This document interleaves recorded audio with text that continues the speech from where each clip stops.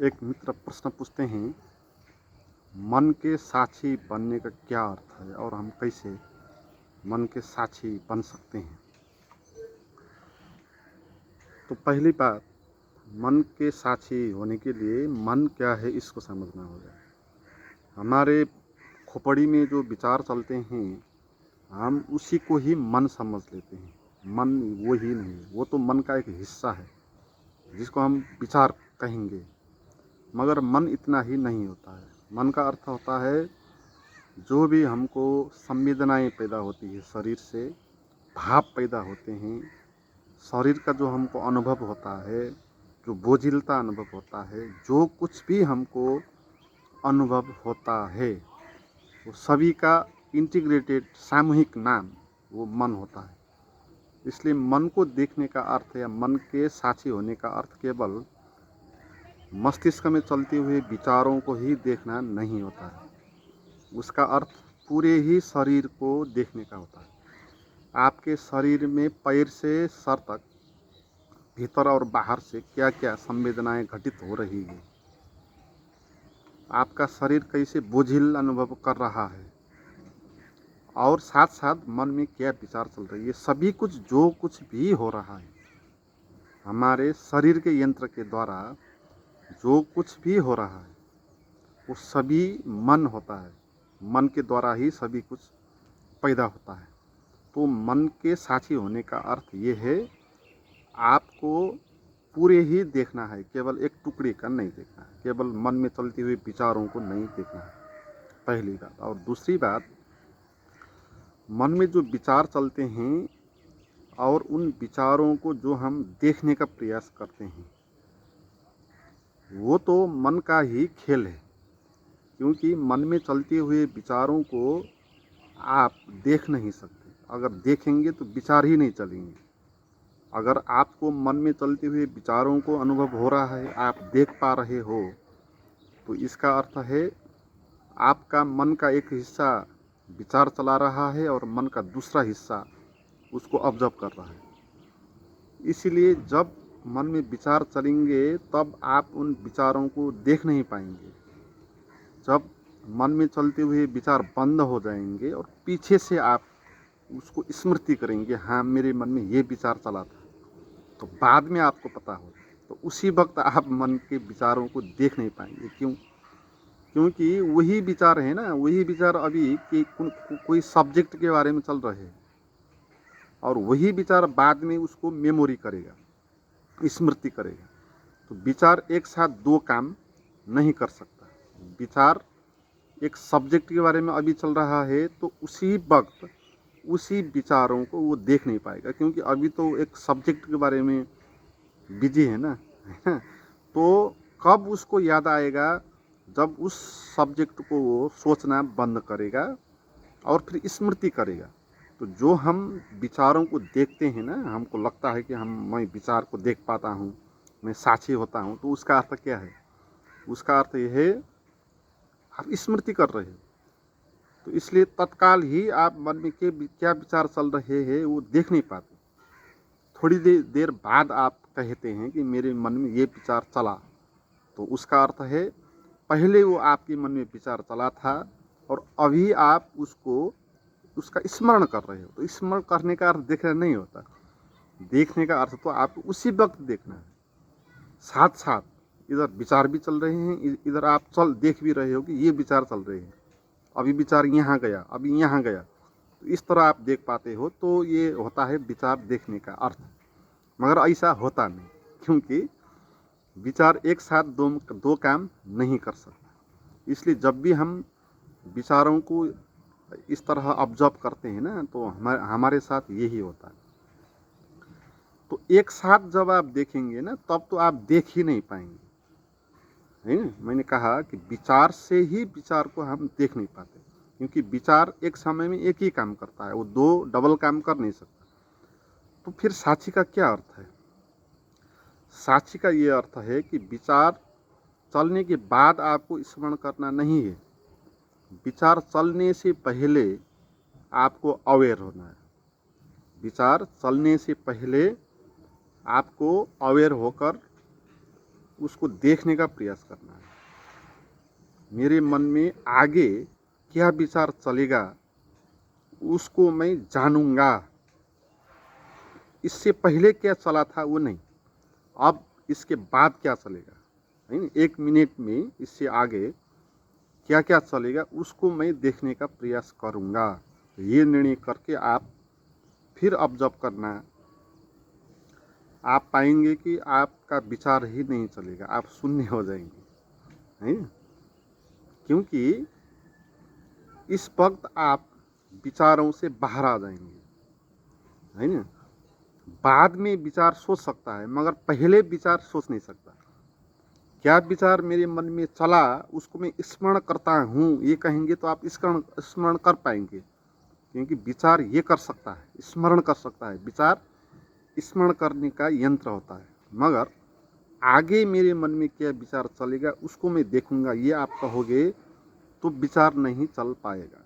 क्योंकि विचार की ये क्षमता नहीं कि आप उसके प्रति सचेत हो जाओ और वो फिर चले। विचार तो इसीलिए चलता है कि आप सचेत नहीं होते हो। जैसे हम रात स्वप्न देखते हैं, तो रात स्वप्न हम क्यों देखते हैं, इसीलिए देखते हैं कि हम वहाँ सचेत नहीं हो पाते, हम सो जाते हैं। जब हम सो जाएंगे, बेहोश हो जाएंगे, तब विचार चलेंगे, है। मगर जब हम जागेंगे, अवेयरनेस में हो रहेंगे, तो विचार चलने के लिए वहाँ जगह ही नहीं होगी। क्योंकि विचार चलने के लिए स्वप्न चाहिए ना। आप अगर नहीं हो तो विचार होगा, अगर आप हो तो विचार नहीं होगा। जैसे आप अगर नहीं हो, स्वप्न हो, स्वप्न सोए हो आप, तो ही आप स्वप्न देखेंगे, है। मगर आप जग गए तो आप स्वप्न देख नहीं पाएंगे। तो स्वप्न आपकी छाया है, जो विचार है ना, जो मन है, वो हमारी साक्षी का अब्सेंस है।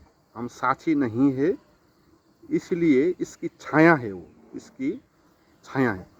तो साक्षी का जो हम प्रयास करते हैं, इसमें हम विचार चलने से पहले देखने का प्रयास करेंगे और केवल मन में चलते हुए विचारों को ही हम नहीं देखेंगे। हम जो कुछ भी इंटीग्रेटेड अनुभव है, शरीर के द्वारा जो भी भाव भी पैदा होते हैं, वो सभी कुछ को देखने का प्रयास करेंगे और बाद में स्मरण नहीं करेंगे, आप पहले ही स्मरण में रखेंगे, है ना।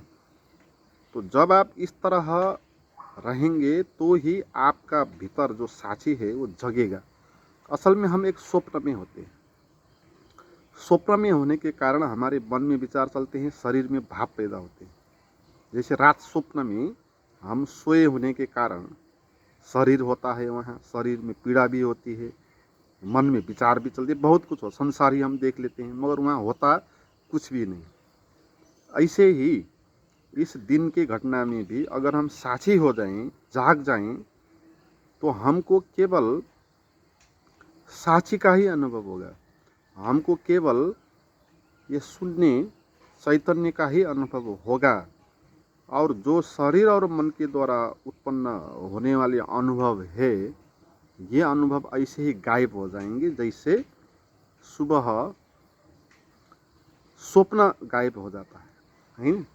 जैसे सुबह स्वप्न गायब हो जाता है, ऐसे ही आपके मन में चलते हुए विचार, आपके शरीर में पैदा होते जो कुछ भी आपको अनुभव होता है इस संसार में, जिसको हम जागृत अवस्था कहते हैं ना, इस जागृत अवस्था में जो कुछ भी हमको अनुभव होता था, वो कुछ भी अनुभव नहीं होगा। क्योंकि हम इसमें जाग जाएंगे, तो इससे हम भिन्न हो जाएंगे, हम अपने स्वभाव में आएंगे। तो साक्षी हमको सभी चीज़ों से अलग कर देती है। और जब हम साक्षी होते हैं, उस वक्त केवल हम साक्षी ही होते हैं। साक्षी का अर्थ दृष्टा होना नहीं है, दर्शक होना नहीं है, है ना। साक्षी का अर्थ ये नहीं कि आप अलग किसी चीज़ को देख रहे हो, आप अपनी आंख बंद करके शरीर और मन में क्या हो रहा है उसको देख रहे हो, ये साक्षी नहीं होता। ये तो मन का ही हिस्सा है, ये तो मन का ही खेल है। तो इस तरह तो मन ही दे सकता है। और आंख बंद करके जो भी आप देख रहे होते हो ना, शरीर का अनुभव, मन में चलते हुए विचारों का अनुभव जो आपको होता है, वो असल में स्मरण होता है, वो रियल नहीं होता। ये भी अद्भुत बात है। हमको जो कुछ भी हो रहा होता है वो पास्ट में होता है, अभी हम उसका स्मरण करता है, अभी हमको स्मरण होता है। जैसे आपके शरीर में किसी जगह में पीड़ा हो रही है, तो जो आपको पीड़ा हो रही है अभी, वो पीड़ा अभी की नहीं होती है, वो पीड़ा कुछ समय पहले की होती है, आप उसका स्मरण करते हो, है। जो मन में आप विचार का अनुभव होता है वो विचार अभी चल रहा नहीं होता है, वो पहले का विचार होता है, आप उसका स्मरण करते हो। तो मन के द्वारा जो भी अनुभव होता है वो स्मरण ही होता है, उससे अलावा नहीं होता। आप देखिए ना, आपके शरीर में जो पीड़ा या बोझिलता का अनुभव होता है, वो अनुभव अभी का है या पहले का है, उसको आप देख लो, आप पाएंगे वो अभी का तो नहीं होता है, वो पहले का होता है, पहले से होता आ रहा है, तो वो हमको अनुभव होता है।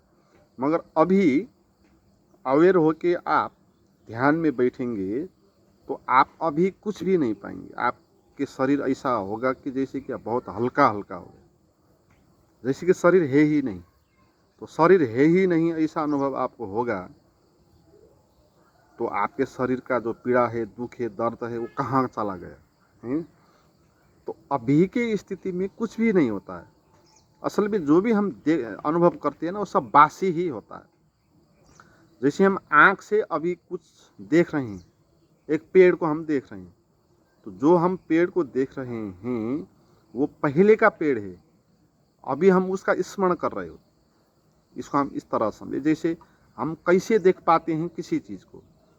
किसी चीज़ को देखने के लिए पहले जो सूरज का लाइट है वो उस वस्तु में जाएगा और वहाँ से रिफ्लेक्ट करेगा, फिर हमारे आँख में आएगा और आँख में उसका प्रतिबिंब बनेगा, और ये सब बनने में कुछ समय लगेगा, चाहे छोटा ही समय क्यों ना हो, एक पल ही क्यों ना हो, समय तो लगेगा। इसलिए कुछ भी चीज़ देखने से पहले हमने उसको देख लिया होता है और बाद में हम उसको देख लेंगे, तो इसका अर्थ है हर एक चीज़ बासी ही होता है। ताज़ा चीज़ हमारा मन देख नहीं सकता, हमारा मन स्मरण ही कर सकता है। जैसे हम कुछ साउंड सुनते हैं, है ना, तो साउंड जब हमारे कान में आएगा तब हम उसको सुनेंगे, मगर उससे पहले ही साउंड वहाँ क्रिएट हो जाता है।